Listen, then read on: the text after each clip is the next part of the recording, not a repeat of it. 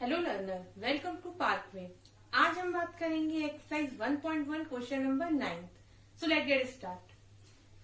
जैसा कि आप यहाँ देख रहे हैं, क्वेश्चन नंबर 9 में लिखा हुआ है use the sign of greater, equal and smaller in a box to make the statement true.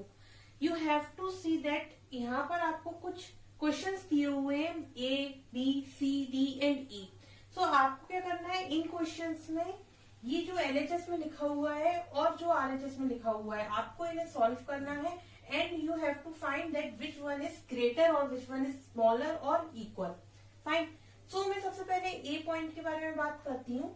सो इसके बारे में बात करेंगे तो हम सबसे पहले LHS पार्ट लेंगे, LHS part and then RHS part. Okay, सबसे पहले LHS पार्ट लेती हूँ और उसे सॉल्व करती हूँ। सो जैसा कि आप यहाँ देख रहे हैं, ये लिखा हुआ है। इसे हम और सिंप्लीफाइड फॉर्म में लिखे तो इसे ऐसे लिख सकते हैं -8 and -4। So minus minus you have to add it. हमने इसे ऐड किया तो आ गया -12। फाइन। सो ये आ गया मेरे लिए -12। अब देखते हैं इसका क्या रिजल्ट आता है। मैं इसे ऐड करूं, -8 -4।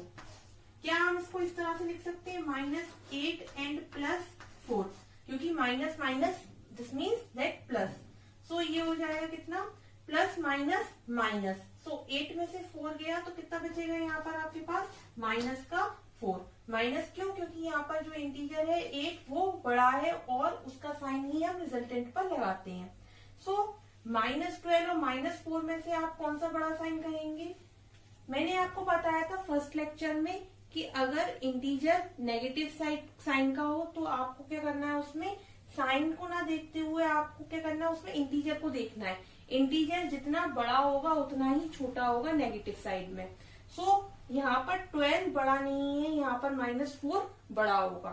तो मैं जो है साइन ग्रेटर इसको दूंगी, RHS को। ठीक, ये बड़ा साइन है। Okay, now moving toward the B part. So RHS part और LHS पार्ट, पहले मैं LHS पार्ट को लेके चलूंगी। इसमें भी -3 +7 -19। मैंने आपको पहले के लेक्चर में बताया था कि जो सेम साइन है हम उन्हें एक साइड ले लेंगे। सो मैं क्या करूंगी, -3 एंड -19 को एक साइड लूंगी और प्लस साइन को एक साइड लूंगी। तो यहाँ मुझे क्या होगा, minus minus you have to add it, और साइन जो आएगा वो माइनस का ही आएगा।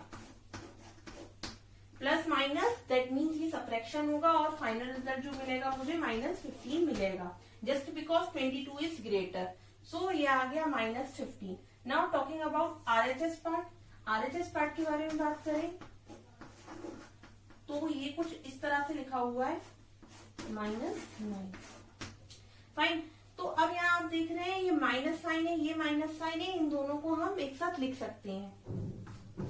सो 15 -8 एंड -19, दैट मीन्स मुझे यहाँ कितना मिलेगा, 15 -17, मतलब ये हो जाएगा कितना, -2।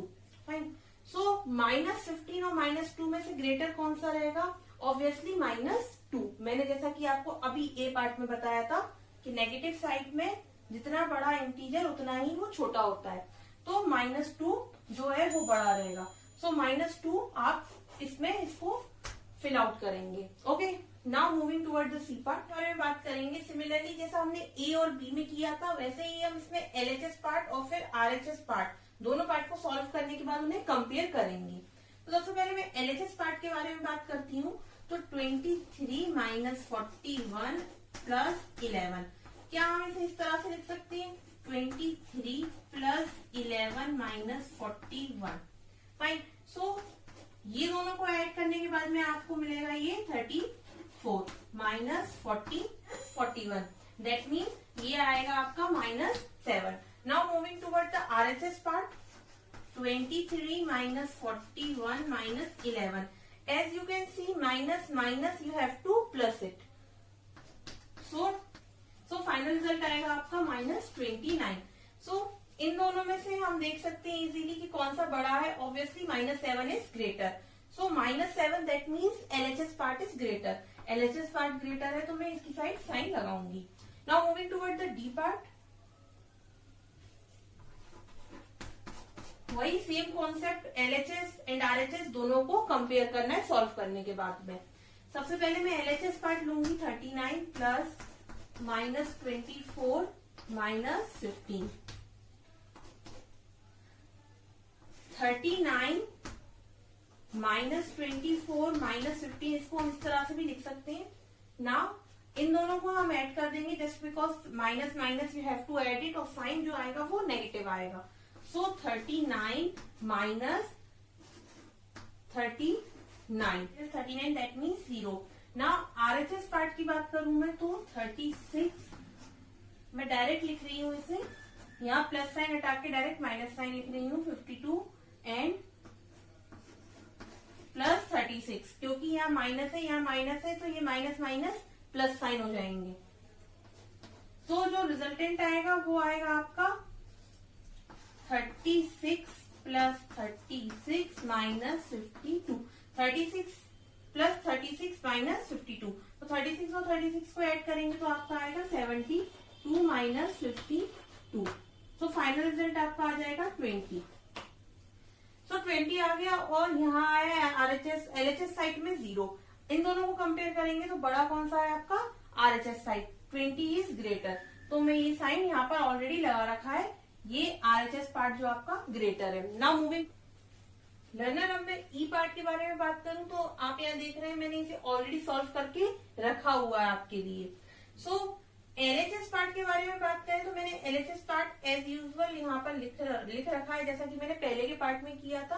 अब आप देख रहे हैं यहाँ मैंने ये प्लस प्लस है तो मैंने इसको डायरेक्टली प्लस कर दिया और यहाँ लिख दिया 130, और -231 ऑलरेडी लिख रखा है। So plus minus that means यहाँ सब्ट्रैक्शन होगा, और जो साइन है वो बड़ा साइन आएगा, यानी कि नेगेटिव का साइन आ गया। Now moving toward the RHS part. RHS part के बारे में बात करूं तो मैंने क्या किया, यहाँ पर ये प्लस और ये प्लस इन दोनों को ऐड कर दिया तो 240 आ गया आपका, और -399 एज यूजुअल लिख दिया। सो जो रिजल्टेंट आएगा वो -159 आएगा। नाउ हम इन दोनों को कंपेयर करेंगे तो इन दोनों में से ग्रेटर कौन सा है, इन दोनों में से ग्रेटर आप देखेंगे obviously this one is greater. Okay, so LHS part is greater, आप इसकी साइड इसको डायरेक्ट कर देंगे। Fine, now we are moving toward the question number 10। So question number 10 में लिखा हुआ है a water tank has step inside it. कोई वाटर टैंक है, उसमें कुछ स्टेप्स दिए हुए हैं, ठीक। A monkey is sitting on the top most step, मतलब मंकी है, मंकी टॉप मोस्ट स्टेप पे बैठा हुआ है, दैट मीन्स वो फर्स्ट स्टेप पर बैठा हुआ है, ठीक। द वाटर लेवल एट 9, और वाटर का जो लेवल है वो 9th स्टेप पर है। मतलब जैसे कि यहाँ आप देख रहे हैं मैंने ये सॉल्यूशन ऑलरेडी कर रखा है, इसमें मैंने क्या किया है, कुछ सीढ़ियां बना रखी हैं, और सीढ़ियों में 9th स्टेप के बाद जो है वो वाटर लेवल शो हो रहा है। फाइन, सो 9th स्टेप के बाद जो है वो आपका वाटर लेवल है, और जो मंकी स्टैंड कर रहा है वो आपका फर्स्ट लेवल पे स्टैंड कर रहा है। यहाँ कोई ऑब्जेक्ट बता दिया है मैंने, दैट मीन्स मंकी यहाँ स्टैंड कर रहा है फर्स्ट स्टेप पर। फाइन, सो हमें फर्स्ट वन में क्या फाइंड आउट करना है, he jump 3 step down. 3 step down jump करता है पहले वो, and then jump back 2 step, और 2 स्टेप वो वापस आता है।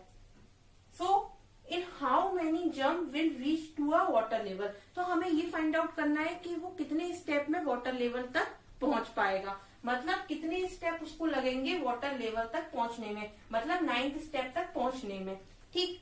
तो सबसे पहले मैंने यहाँ क्या मेंशन कर रखा है, कुछ स्टेप मेंशन कर रखे हैं, 1 2 3 4 5 6 7, ठीक। यहाँ कुछ मैंने स्टेप मेंशन कर रखे हैं, ठीक। सो सबसे पहले हम क्या करेंगे, आप ध्यान से देखिए ये सीरीज जो मैं बना रही हूँ।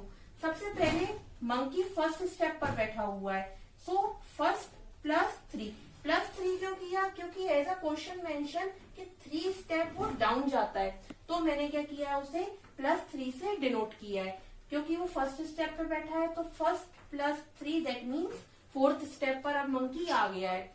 नाउ सेकंड जंप में वो क्या करता है, 4, आप यहाँ जो 4 लिखा है आपने वो डायरेक्टली आप यहाँ लिख दीजिए, और -2 इसीलिए क्योंकि ये 2 स्टेप बैक जा रहा है, मतलब 2 स्टेप अप कर रहा है। सो 4 - 2 दैट मीन्स हमें 2 मिलेगा यहाँ पर।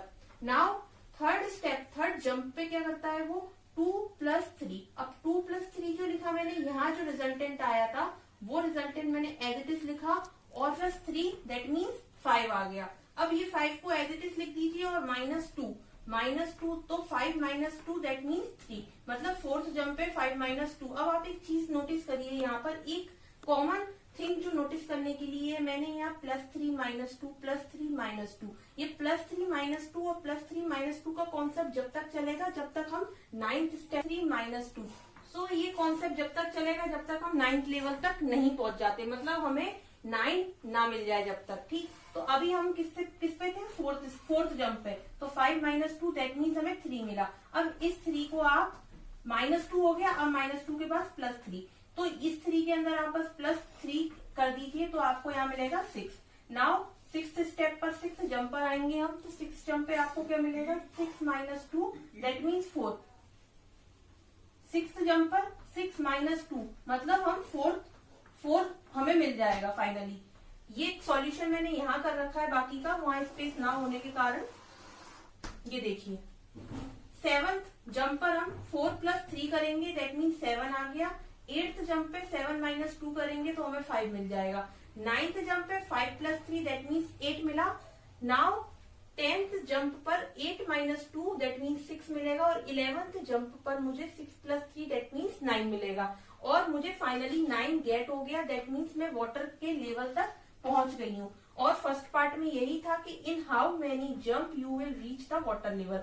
सो 9th स्टेप 9th तक वाटर लेवल है, और मैं 11th जंप पर वाटर के लेवल तक पहुंच गई। सो आंसर को आपको इस तरह से कुछ लिखना है कि 11th jump, in 11th jump we get the water level 9th। Fine, now moving toward the second part.